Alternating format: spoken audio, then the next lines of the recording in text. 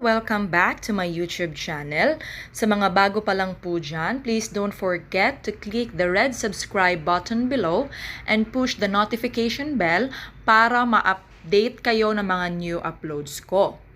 Alam ko po kung bakit ka nandito, dahil gusto mo ring malaman kung saan makikita ang Instagram link mo at paano ito kopyahin. Kung interesado ka, just keep watching! Ang title po natin ngayon ay How to Find and Copy Instagram Link. So let's start. I-click lang po natin ang Instagram app na ito. At pagkatapos ay makikita nyo ang profile dyan sa ibaba. I-click lang po natin. At pagkatapos i-click natin yung tatlong linya. At pagkatapos i-click ang settings. So as you can see, wala po tayong nakikitang makakopy natin ang profile link natin. I-click natin ang account. So dito po ay hindi po natin makikita kung saan po ba ang profile link ng Instagram account natin. So ang gagawin po natin ngayon is i-click natin ang edit profile. Sa edit profile ay makikita nyo ang username natin. So ang username ay kopyahin po natin. Ayan.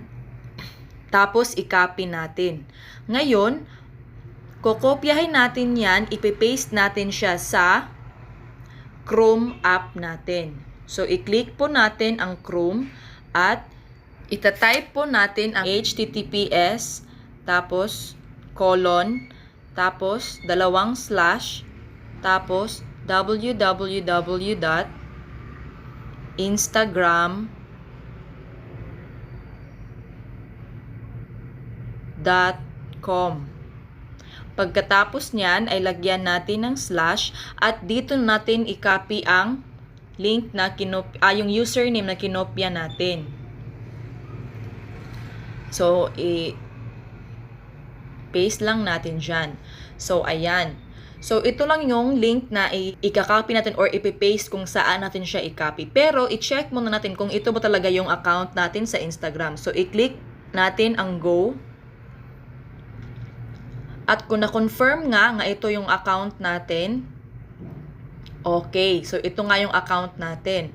Ang unang way para makopya natin ang link ay ito. Kopyahin natin ang link. So, ang gagawin ninyo ay i-click nyo yan at merong masasabing link copied. Meron pang pangalawang paraan para makopya natin ang link ng Instagram. I-click lang natin ito, yung account natin. At ang gagawin po natin ay i-click ang tatlong dot at i-click ang share. I-click natin ang copy link at meron siyang mag-appear na link copied. So, ayan. Halimbawa lang po, ay hindi nyo pa alam yung mga HTTP na ganito. Ang gagawin po natin is mag-new tab muna tayo. Isulat yung www.instagram.com. Tapos i-click ang go. Ayan.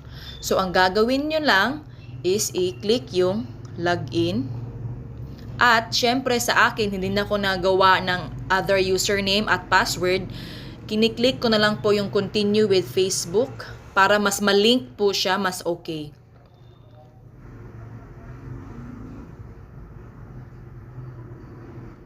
Ayan. At pagkatapos guys is kung ano yung sa Facebook nyo, yun din yung ilagay nyo. Para hindi na kayo mag-iisip pa ng kung anong username at password.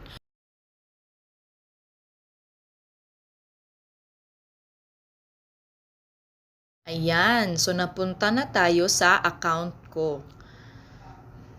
So, nandito na nga tayo guys. Kung nagustuhan niyo po ang video na ito, just hit like.